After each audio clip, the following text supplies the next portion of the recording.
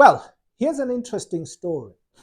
The ANC has been running South Africa for over 30 years, since 1994 until 2024, when the ANC stepped down from its 30-year majority. The ANC has been running this country all on its own. It has been the sole government of South Africa for over 30 years. If there is a child that was born in between 1994 and 2024, that child only knows the ANC as the government of this country. They never knew any other government running South Africa.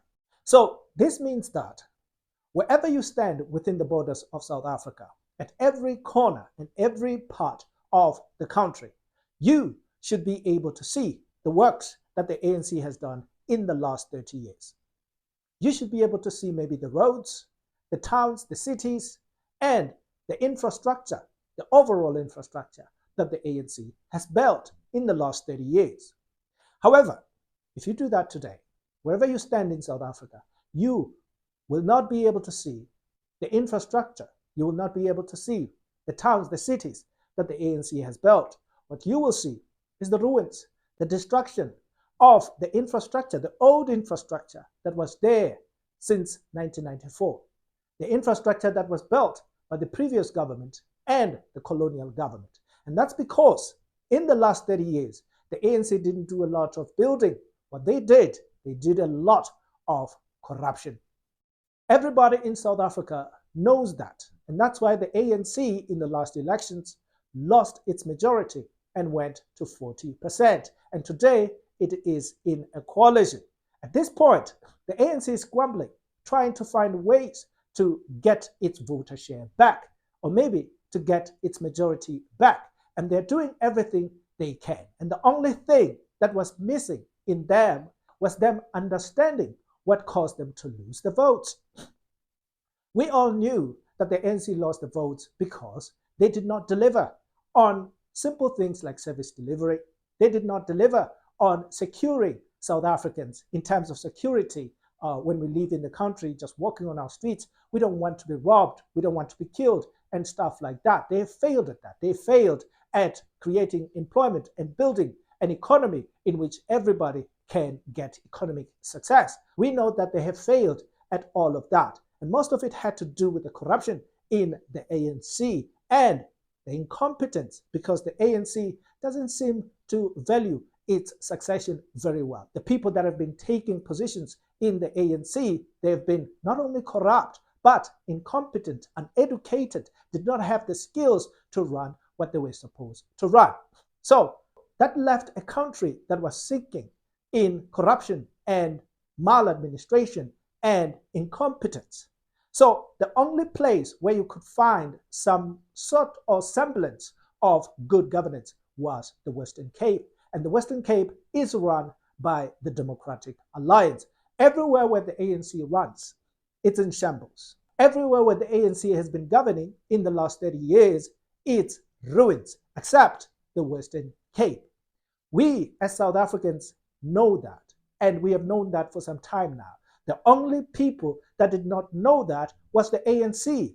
However, recently, the interesting thing is that the ANC has finally figured out that the Democratic Alliance have been outperforming them and doing a sterling job. And not only outperforming them, they were doing the opposite of what they were doing, which is good governance.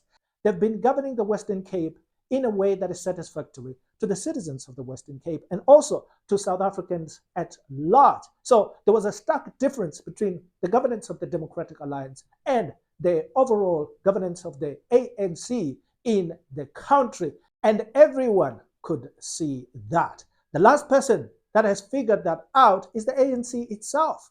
Recently, Cyril Ramaphosa, the leader of the ANC, the president of the country, and the president of the ANC, has recently told a gathering full of ANC councillors that are running every municipality in the country for the ANC, which is almost every municipality except for those in the Western Cape. He told them that they have to learn from the Democratic Alliance. They have to go to Cape Town to actually learn how to govern better. He blatantly told them that every municipality that is run by the ANC has failed, except the municipalities that are run by the Democratic Alliance in the Western Cape. This sounds surreal when you hear it from the ANC. We thought the ANC was going to be in denial forever, but it seems now they're coming to their senses and they're beginning to learn what it is that is bringing them down. I want us to listen to Cyril Ramaphosa as he tells his comrades in the ANC that they need to change and they need to learn from the Democratic Alliance. Let's listen in as he speaks about this. So, comrades, successful towns are towns where the administration, where the councillors, where the mayoral committee and the troika are always on their toes to make their city work or town work. And the rest falls into place because when there's economic growth, then everyone benefits. When there's economic growth, there's no place for corruption. When there's economic progress, there's no place for shenanigans. Everybody benefits. Small business benefits, medium business benefits, and big business also benefits. And we create towns that are friendly, and then we also obliterate crime. So we need to go back to basics. We need municipalities, comrades, that are capable and also are responsive to the needs of our people and of the economy, and also who are developmental. That is why we must pay attention to good governance. Municipality must act decisively to improve audit outcomes. Comrades, it cannot and must not be acceptable that in our country we control a number of municipalities. It is hugely painful each time when the Auditor General comes to report to Cabinet and they put up their report, and those municipalities that do best are not ANC-controlled municipalities. And I can name it here because there's nothing wrong with competition. They are often DA-controlled municipalities. We need to ask ourselves, what is it that they are doing that is better than what we are doing? And there's nothing wrong with us saying we want to go and see what Cape Town is doing. We want to go and see what Stellenbosch is doing. How do they craft everything? We need to be moving up the ladder of being good at what we do. We cannot forever stay at the bottom. It hurts me deeply when I continue to see that our municipalities sometimes tend to move even backwards. And you are the people who can improve that. The audit outcomes are important. I'm told by the Auditor General that a number of our financial statements are not even prepared at the council level. They are prepared outside. And even as they come back, they are often wrong. Now, what it means is that we do need to get capable people. Our country is not short of people who understand numbers. It's not short of people who understand accounting. Let us go and get people who understand accounting. Unless we want the books to be cooked. And I would say, away with cooking of the books. Cooking of the books must end today. We must get people who can draft the books properly and present an audit outcome that is going to be in line with what is expected. Well, Cyril Ramaphosa seems to speak the obvious, that as the voters know that the ANC, if they do not change, they will find themselves as the past. They will find themselves in the dustbin of the past. If they do not change, we're not going to vote for them. I mean, what value is it today to vote for the ANC? What value can we find in voting for the ANC? How can you vote for people who cannot deliver water? They cannot deliver electricity. They cannot deliver roads. They cannot deliver employment. They cannot deliver anything. What is the point of voting for them? And they've been given ample time.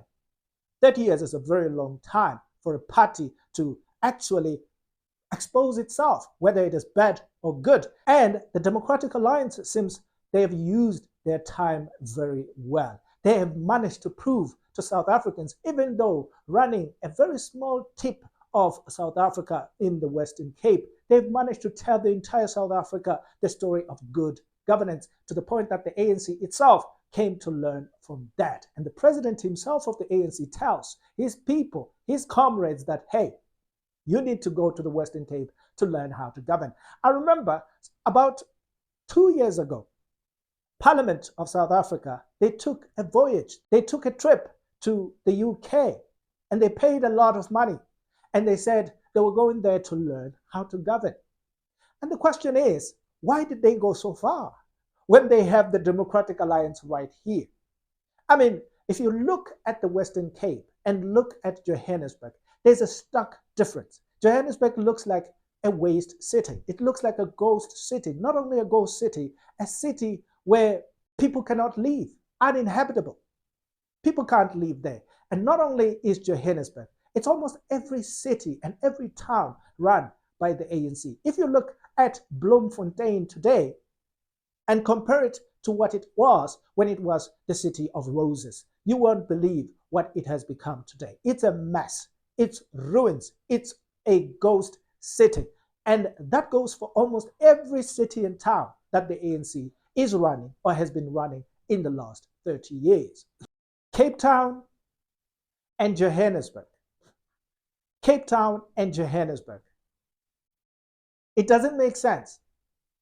If you look at Cape Town and look at Johannesburg, you would not believe that these two cities exist in the same country. It's like the other one is found in Europe, whereas the other one is found, I can't say in Africa, that would be discriminatory. There are cities in Africa that are looking great, somewhere in Rwanda, and other places where they have land to actually govern themselves and do better. So Johannesburg is like it's from another planet, I don't know where, while the city of Cape Town is actually the place where everybody wants to go. Today, when we talk about tourism, most of the tourists that are coming into South Africa, they're going to the Western Cape. Even though they want to come to the city of gold, but it's no longer the city of gold. It is now the city of ruins. And that's what the ANC managed to do in the last 30 years. The ANC has now realized that they are the problem. And if you are the viewer and have not yet realized that the ANC is the problem, well, the problem is with you. Well, this will be the end of this segment. And if you made it to this point, let me say thank you very much for your time. Please remember to like and subscribe.